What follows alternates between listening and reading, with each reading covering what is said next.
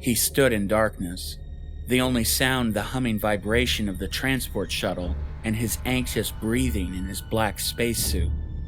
A dim red light turned on, revealing the other 7 people in equally geared spacesuits.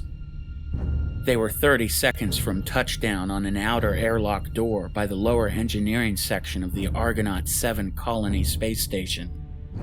They had little idea of what to expect, as the only communication from the station had been an automated distress signal. John Wolfe, the Alpha Team captain, clenched the handbar above his left shoulder as the shuttle shook. It was making final approach adjustments before initiating the seal with the outer airlock. The command vessel had already pulled off and sat in far orbit of the space station. Another team, Bravo, was making entry on another section of the station with its own complement of 8 combat search and rescue soldiers. They maintained radio silence to ensure their entry was in secret. Wolfe watched the inner corner of his helmet's visor where a small heads-up display flickered, indicating that Bravo team had begun entry. He looked up as the airlock door slid open. He gestured forward with his right hand as they unclamped their rifles from the back of their suits. They entered the inner airlock chamber as the shuttle door shut, along with the exterior door. A yellow light flashed above as the airlock cycled. The transport shuttle broke away and made its way back to the command vessel. Wolfe turned on his rifle-mounted light and scanned around the large maintenance and storage bay. There was no sound save his breathing. Each team had their orders. Alpha, Wolfe's team, was to head to the command level of the station, and Bravo, to the primary engineering bay. The outer colonies had been suffering spats of civil unrest following a food and supply shortage brought on by a catastrophic accident, where a massive transport ship crashed into a supply station. This effectively reduced the availability of even basic goods by 75% to the edges of colonized space. Wolfe's team had recently been deployed to a hijacking, where a mining station's crew had made demands for more food rations. The situation thankfully had ended peacefully. Supplies had almost returned to normal quantities after the government activated emergency protocols, but the whole event showed how fragile the ecosystem was. Fear breeds irrationality. He figured this attack was due to similar causes. The oddity, however, was that there have been no demands, no real communication with the station, though Command attributed this to the massive solar storm that had been raking the system. A solar storm of this severity rendered long-distance communications almost impossible. Wolfe cut the corner as he entered and cleared a corridor leading towards a stairwell up to the next level. His soldiers followed, clearing the other rooms and storage areas attached to the corridor. Wolfe tapped a soldier and pointed to guard the stairwell as he turned and looked at the wall beside himself. There was some weird grunge on it. It looked almost like mold. He rubbed the tip of his elbow on it and smudged it. Strange, he thought to himself. Even rudimentary space stations had sophisticated and heavy-duty environmental cleaning systems which constantly purified the air. It was bizarre to have this much grime caked on the wall. Wolfe gestured again and they moved into the stairwell. They drove their lights up along the handrails as they slowly ascended to the next level. Wolfe paused as he looked at his left wrist, which had a small computer screen. He looked through an engineering blueprint of the station to confirm his current location. He pointed up. They were only a few floors below the command level. They continued onwards. Ahead of them, a large door with red text, Command. They stacked along the door and opened it. They surged inside, spreading out like water moving around a boulder in a river. They scanned their rifles along the room. It was an office space, right next to the bridge. But something caught Wolfe's eye immediately. Blood. Blood smeared across the floor, leading towards and under the door that led into the bridge. Wolfe looked at his second-in-command. They shared the same puzzled expression from within their helmets. They stacked again along the door to the bridge and burst inside with renewed intensity. But as they cleared the large room, with the exception of more gunk and blood, it was empty. There was blood sprayed against many of the control panels. Wolfe looked down at the console near him at a huge glob of fleshy matter. On the console, a yellow light softly blinked, indicating a message was stuck in the outgoing buffer, awaiting transmission. Wolfe connected his computer to the console and listened to the message. This is Dr. Richardson, aboard the Argonaut 7 colony station. This damn thing is transmitting. The solar storm's been playing havoc with our systems. Our geology team on the planet made an unexpected discovery. They broke through the rock face and discovered some kind of artificial chamber. There was some kind of archway and door. The mineral composition of the rock and the solar storm made communication difficult and disrupted our visual link. I saw a brief glimpse through the static as they slid aside the door. The dig site leader reported that 4 geologists had entered through the portal when shouting and screaming became audible. He just kept yelling that something was attacking them. Between the interference and his helmet's microphone peaking, I couldn't make heads or tails of what was happening. I ordered them to evacuate from the surface. Our medical team greeted them as they returned, but something was wrong. Everyone was literally torn to pieces. It was too late. Whatever had attacked them was now on the station. If you are hearing this, do not board the station. The message was garbled, but it had become clear that the situation was vastly different from what had been expected. Wolfe immediately radioed in to Lieutenant Kursk, the Bravo team leader. Bravo Actual, this is Alpha Actual, do you read? Go for Bravo, Lieutenant Kursk replied. I don't know what's going on, but it's bad. They found something surface side had attacked the crew, and by looks of the command bridge, it's some nasty shit. Roger, Alpha, we've been finding signs of that too. What do you want? Kursk stopped mid-sentence. Bravo, go again on that last, Wolfe said. Bravo, go again? Wolfe repeated. Wolfe looked around the room as his mind raced. He changed his comm frequency. Command, this is Alpha Actual, do you copy? Wolfe asked. There was no reply. The solar storm must have been blocking his signal to the orbiting command ship. Wolfe sighed quietly to himself as he spoke to his team. All right, there should be a network relay station on the lower deck. We need to get comms with command. On me. Wolfe gestured back towards the stairwell they had entered from. The team made their way back down the stairs as they entered the lower level below them. Wolfe consulted his blueprint again. There was a palpable and unspoken tension as they slowly cleared their way through the corridor. The walls were covered in more gunk and gore, with evident signs of vicious fighting. They passed by a mess hall as they shined their lights through the large gallery windows. Blood was strewn against the glass. The point man, Specialist Williams, called out as Wolfe nudged past to look. There was a station worker's body laying chest down in the corridor.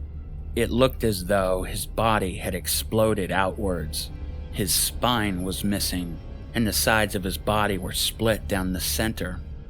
Holy shit, Williams softly spoke as he looked back at Wolfe. Wolfe squinted as his eyes shifted around, trying to process the insanity of their situation. Let's keep going, Wolfe ordered quietly. The soldiers stepped through, desperately trying to avoid the putrid slime that covered the walkway. They neared the communications network relay as Williams stopped and looked at a mass of pulled meat and gore that clung to the middle of the wall and up onto the ceiling. He let out a disgusted puff of air as he proceeded past it. The next man in line, Ortega, stopped as he saw something move from the corner of his eye. Ortega's eyes slowly crept along the blob on the wall as he looked up into what appeared to be an animal-like face. Before he could even call out, the face shifted and snarled, revealing 2 large rows of teeth. He raised his rifle and shot as the head reached out and bit into his shoulder, the flesh mass being stretched along with it. The team jumped back as they too began to fire into the blob on the wall. Ortega was ripped from his feet as the beast's head recoiled back with him clenched in its jaw. The bullets impacted into the blob as it sprayed gunk and gore all over the hallway. Ortega shouted as the meat of his shoulder and bones were crunched and torn from him. He fell backwards, landing on his back. They kept shooting until the mass grew still. The animal-like head drooped down as bits of Ortega fell from its mouth. Wolfe rushed over as Ortega squirmed. The creature had taken nearly an 8-inch chunk cleanly from his shoulder. The team medic Roberts ran over and attempted to render aid, at least as much as he could. He administered morphine to try and reduce Ortega's pain, but Ortega was already turning pale as his eyes shifted around in shock. Wolfe told Roberts to carry him as they entered the communications relay. Roberts placed Ortega into a chair as he continued treatment to his shoulder. Wolfe went over to the console as Williams stood guard facing the door into the room. Wolfe tuned the frequency to the command vessel. "Command, this is Alpha Actual. We've got a man down. Do you copy?" Wolfe shouted into the microphone. There was no response. Wolfe clenched his fist and pounded the top of the console. He fiddled with the controls, ensuring everything was dialed in correctly and that the system was operational. "Command, this is Alpha Actual. Do you read me?" Only slight static replied. Wolfe muttered under his breath. He adjusted his radio frequency on his suit. "Bravo, this is Alpha. Can you hear me?" Wolfe asked, but the hope of his voice was starting to drain. "Wolfe," a faint voice answered. "Bravo?" Wolfe quickly rebuked. "Bravo's gone. It was Kursk, struggling to speak. "Kursk, what's your status?" Wolfe barked. "Team's dead. I'm on the way out too, old friend. They've shredded..." Kursk cried out in pain as he continued. "They've killed us." "Where are you?" Wolfe pleaded. Wolfe waited for a response, but it never came. Wolfe grew silent as his teammates watched. He knew he needed to compose himself. He had to get his people off this forsaken station. He scanned through his blueprint map again and he saw a research lab not too far away. Perhaps they had some equipment they could jerry-rig to transmit an SOS to the command vessel. He ordered Williams with him and told the rest of the team to stay put and guard Ortega. Wolfe went up to the door as Williams stepped behind him. He hesitated as he placed his hand on the door panel. Williams reassured him with a short, "With you, sir." Wolfe hit the button and the door slid open. They checked along the hallway and stepped out, sealing the door behind them. They carefully crept deeper into the station as they checked every nook and cranny for any signs of the monstrous flesh. They wandered for nearly 10 minutes with no sign of trouble. Wolfe checked his computer and whispered to Williams, "All right, almost there. Should be at the back right hallway once we hit the next junction." Williams nodded and raised his rifle. They arrived at a T intersection, and as they were about to turn right, they heard a whimpered voice faintly crying for help. "Help me." It was coming from the side. Wolfe felt a cold dread tingle through his spine. He pointed left as the two men drifted along the corridor. There was more blood splattered against the wall as a huge smear that looked like someone had dragged a body away in the direction of the cry for help. "Help me." "Shit," Williams muttered under his breath. Wolfe neared an opening to a large room. He leaned slightly, cutting the corner of his edge of vision to try and get a better look. It looked like some kind of storage room. "Help me." Wolfe slowly edged up to the doorway as Williams whispered, "Let me take point, sir." Williams went inside and moved left up against a wall as he entered and swept the room. His light cast over a woman sitting on her knees. She was covered in blood, and her long dark hair was matted with sticky-looking grime. Her long bangs covered her face as she whimpered and groaned. "Please help me." Wolfe's gut yelled at him that this was all wrong. Williams took a step towards her as he called out, "Ma'am?" Wolfe shrieked at Williams, "Williams, stop!" Williams paused as he turned to Wolfe and then back at the woman. She rose off her knees and stood as Wolfe saw something attached to her. It draped down and dangled along the floor and around a corner. It had been hidden by her body. It looked like some kind of horrific umbilical cord. The woman jerked awkwardly as her feet failed to stabilize on the ground. "Help me," she jittered as the tendril slithered behind her. It made a grotesque squishing sound as it squirmed. Williams and Wolfe raised their rifles dead center on the woman. Another tendril emerged from the upper corner and crawled along the ceiling as the woman rose above the floor, still pleading for help. The two soldiers stepped back in utter dismay. A huge and disgusting mass of flesh inched around from behind the corner as more smaller tendrils snapped to nearby surfaces, propelling it. It looked like 20 bodies melted and glued back together. The creature stretched out a long snake-like head as a giant mouth revealed long, bony, and jagged teeth. It seemed almost like an earthworm made of human skin. It snarled at the men. Wolfe and Williams opened fire. Every impact into the creature made a thick slap sound as it ejected heaps of congealed gunk from the wounds. The woman shot forward like a makeshift weapon and crashed between the two men before being reeled back and whipped forward again. Wolfe saw a quick glimpse of the woman's face, which looked frozen in a death expression of agony, her body covered in slime. The woman still grunted and screamed as she was battered around the room. Williams was struck and blown off his feet and back into the wall with a thud. The impact had cracked his reserved air tank, which blasted its air out in a steady stream behind him. Wolfe reloaded and now shot into the woman and the tendril that controlled her, as her decaying body fell apart as the creature violently smashed her at him. Wolfe struck the tendril with a flurry of shots, which caused it to rip apart as the woman's body and part of the tendril collided into the floor. The woman seemed to almost pop as she crashed, as reddish-green bile ejected from her mouth. The hideous and giant blob withdrew back as another tendril sliced at Wolfe, nearly striking him. Williams recovered as he stood and continued firing.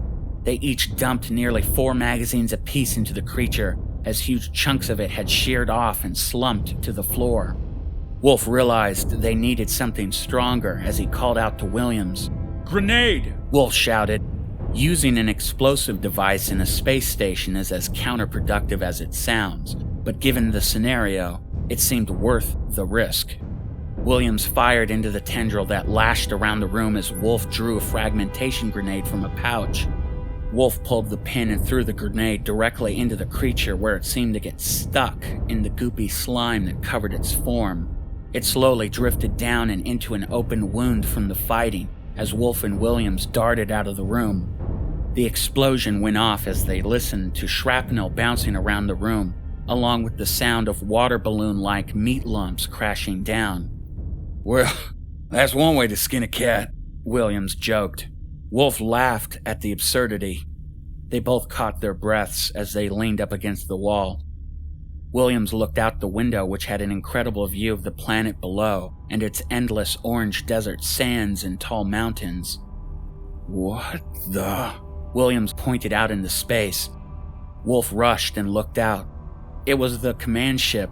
It was drifting towards the station. It shouldn't have been this close. He saw the windows of the bridge were shattered, as what looked like a mass of flesh clung to the inner window frame. "Oh, God," Wolfe said slowly. An alarm sounded as a computerized voice echoed through the hallway. "Collision alert! Collision alert!" Williams shook his head in disbelief, as if things couldn't get worse. The nose of the command ship grew ever larger as it slowly came closer. It was hard to tell from their perspective, but it looked like it was going to collide just below them. Wolfe looked back around the hallway. There was nowhere to go. The two braced themselves on a handrail as the nose of the command ship battered into the station. The force shook them off their feet. The loud whining of metal bending and breaking bellowed as bits of the station were gouged off and shot into space. The command ship came to a halt, but the momentum pulled the rear up as Wolfe looked back out at the top of the command ship, now moving to directly impact into their section. Wolfe told Williams to hold on. When the thought entered his head, Williams had no reserve air. Wolfe's face dropped as he looked back at Williams, who had already realized. "Oh, shit," Williams spoke in a soft and solemn tone. Before Wolfe could even respond, the upper hull crashed into the station. The wall they were braced on crumpled, and the two were sucked out into space. They spun out with heaps of metal and debris. Wolfe's left arm was hit by a support beam which had sheared off from the station, breaking his wrist. They tumbled out of control further and further away from the station. Their vision was just a blurred spinning. Williams grabbed Wolfe and activated his suit's emergency stabilization system. Williams' suit fired bursts of air to counteract their tumbling and bring them to a halt. The speed and extra weight had used all of Williams' remaining air. "Williams!" Wolfe shouted. He could see through Williams' visor that the oxygen indicator was flashing red. "Don't let it go to your head, sir," Williams joked as he was already showing signs of his depleted oxygen as his visor fogged up by his mouth. "I can get us back, just hold on," Wolfe yelled as he looked down at his broken wrist and the now shattered computer panel. "We're too far from the station, sir, and I'm not going to let you kill yourself," Williams said as he paused and stared at Wolfe before giving him a smile. He slammed his forearms into Wolfe's chest, which forced the two apart. "Williams!" Wolfe yelled. The two drifted further away. "Sorry, Captain." Williams' words were slow and slurred.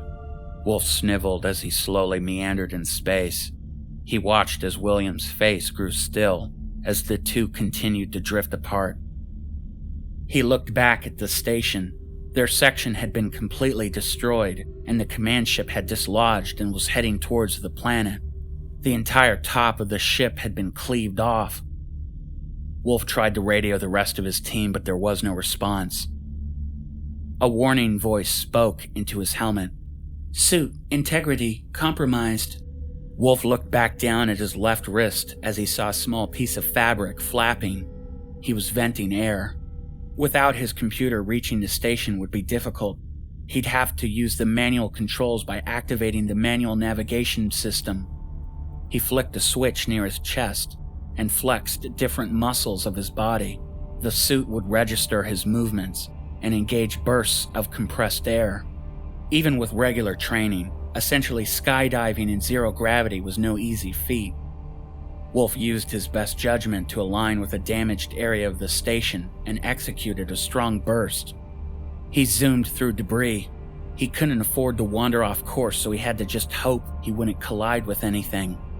He passed by a huge metal panel which had broken free, and attached to it, he saw flesh writhing and moving. He cursed to himself. He was coming in too fast, but he had a clear shot into a destroyed section of exposed corridor. He zoomed past the broken shell and into the station, smashing into the back end of the hallway. He yelped as his broken wrist and shoulder absorbed most of the impact. He grabbed onto a handrail with his right hand just as he was about to ricochet off. The emergency decompression blast doors had all sealed, locking him out. He pulled himself carefully to a control panel near the blast door. He overrode the lock and created a temporary airlock with the next junction of the corridor. The door slid open. He pulled himself inside and shut the door. The inner doors reopened as air filled the corridor. He tried to calm his nerves, but he knew there was little time to process what had just happened. As a loud emergency alarm started, the station was breaking apart. He tried to once again radio the rest of his team, but there was still no reply. He had become disoriented and was unsure how to navigate back to the teammates he had left in the communications relay. He rounded the corner he thought led back, but the blast doors were sealed. The grim reality sunk in, as it was very likely they had been killed or sucked out during the impact. Along the corridor, a flashing line of lights indicated a pathway to an emergency escape pod. He radioed one more time before deciding to head to the pod. He had lost his rifle, so he drew his pistol from his hip holster as he continued following the lights. The station occasionally shook, followed by the loud metallic cry of the structure as more of the station broke apart. He saw red lights over a doorway where the other lights led, but he froze in place. The floor was covered with worm-like bodies of flesh fingers with tiny mouths that blindly jittered through the hallway. They stretched a few feet long and bit into the air, searching for prey. He knew he didn't have time to try to find another escape pod, so he crept forward into the den of putrid vipers. He passed by one. It didn't seem to notice him, but it jerked and stretched awkwardly as it searched around the corridor. He kept going. He was almost to the door when one of them bumped into the side of his leg. He twisted and saw it gurgle as it shot towards him. He leapt over another as it hit the side of the wall with a thud. They all suddenly grew animated, flinging themselves viciously around trying to find him. He rushed past as one bit into his magazine belt and ripped it from his suit. He slammed into the door and hit the button as he threw himself inside. He watched the frenzy as the door shut. He entered into the pod and started its launch sequence. The pod's hatch shut, and he took a seat, buckling himself in. A green panel counted down from 10, and upon reaching 1, the pod violently shot out into space. He watched through a tiny slit window at the destroyed station as he drifted further and further away from it. He was unsure what to do now, given his dire circumstance, as he noticed the pod had begun to enter the orbit of the planet. Fire licked around the hull of the pod as it sped into orbit. The outer shielding of the window started to glow orange. He rocked in his seat, but just as it had started, he was through as the fire disappeared, and now he saw the strange tan sky of the world he was soon to be abandoned on. An alert tone sounded as he felt a massive surge of G-force slam him into his seat as a parachute deployed. The pod smashed into the sand, blowing a heap of it upwards and out. The monitor started running an environment check. The planet's air wasn't breathable, but the escape pod had emergency suits tucked behind the seats. He stripped off his damaged suit and put on the white environmental suit. He checked its oxygen supply. It had roughly an hour's worth. He grabbed his pistol and a few extra magazines and pressed the release button on the pod's hatch. The hatch flung open as sand fell into the pod. He took a step outside and realized the pod had taken him to a surface camp. It must have been programmed to land here, he thought. He marched through the dense sand. It was difficult, especially after everything he had gone through. There were a few silver structures nearby, temporary shelters with independent oxygen systems. They too were covered by the tan and orange sand. He went to the closest one's airlock and tried to open it. Nothing happened. Even the emergency release system was inoperable, but he soon realized why. On the corner of the structure there was a massive gash. He walked towards it and poked his head inside. The interior was in shambles, and there was more blood caked along the walls. Wolfe huffed in frustration as he leaned back and looked at the other two shelters. Both had signs of damage. He turned and saw what looked like a construction area. There were oxygen generators with long cords he could use to attach his suit to. It would buy him a little more time. He walked over and plugged in a cord and turned the generator on. These generators allowed workers to have access to air without needing to make constant trips back and forth, refilling their oxygen tanks. He looked up and saw a big tunnel leading into the side of the mountain. Perhaps, he thought, there might be another structure inside the dig operation. He entered into the mouth of the dark tunnel. The only light was from the outside and the small light attached to his suit. He walked for what felt like hours, until finally arrived at a larger man-made chamber. There were 3 more oxygen generators there, but 2 looked to already be in use and out of air as a big red light gleamed in the dark chamber from each of them. He checked the unused one and saw it had roughly 1/4 a tank of usable air. He wasn't exactly sure how long that would last, though. He unattached the cord from the generator outside and plugged into the new one. Leading down there was a metal stairwell. He descended with his pistol raised. He saw the occupant of one of the depleted oxygen generators, at least what was left of them. They had been nearly torn in two. Their innards were flayed against the rocky sand. There were drag marks leading further in, as he saw an opening in the rock face ahead. He stepped up to it and carefully moved himself to shine his light inside. It was a massive chamber. It must have been the one referenced on the message he listened to inside the station. Ahead he saw a dim light and a grand stone archway with a big stone door slightly pushed aside. He squeezed through the rock face and entered the chamber. He looked up and was amazed at just how huge it was. It looked like the ceiling was easily 100 feet above him. There were massive square pillars which stretched to the roof. He approached the archway. Engraved along the sides there were symbols of an unknown origin. He couldn't tell if they were illustrations or some kind of alien language. The dim light from beyond the archway seemed to grow stronger as he neared. He struggled to look through it to see what was on the other side.